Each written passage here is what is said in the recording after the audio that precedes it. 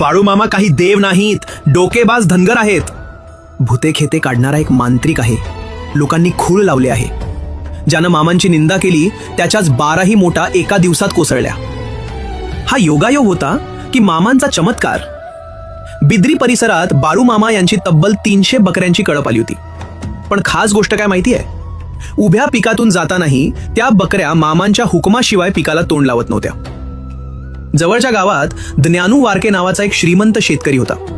12 मोटा, भरपूर शेती, पैसा, प्रतिष्ठा. पण मामांची वाढती कीर्ती पाहून त्याच्या मनात मत्सर पेटला. तो गावात म्हणत फिरू लागला, बाळूमामा काही संत नाहीत, डोकेबाज धनगर आहेत. भूते खेते काढणारा एक मांत्रिक आहे. लोकांनी खूळ लावले आहे. आपली बकरी पोसून तो इतरांच्या चारा वगैरेंवर आपली पोळी तेवढी भाजून घेतो आहे. आणि मग एक दिवस काय झाले माहित आहे?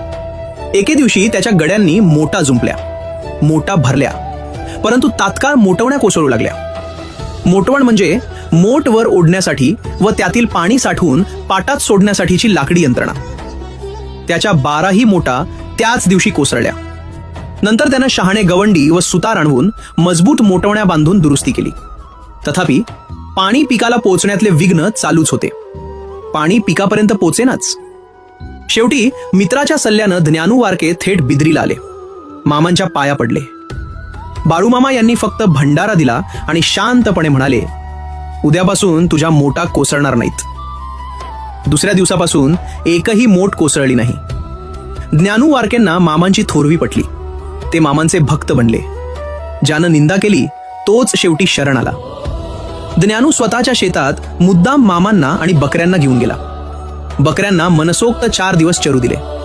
4 दिवस त्याच्या शेतात आनंदच आनंद पसरला. तुमच्या एका सबस्क्राईबमुळे मामांचे चरित्र जगभरात पोहोचेल. या पुण्यकर्मात सहभागी व्हा आणि आत्ताच चॅनलला सबस्क्राईब करा. जय बाळूमामा.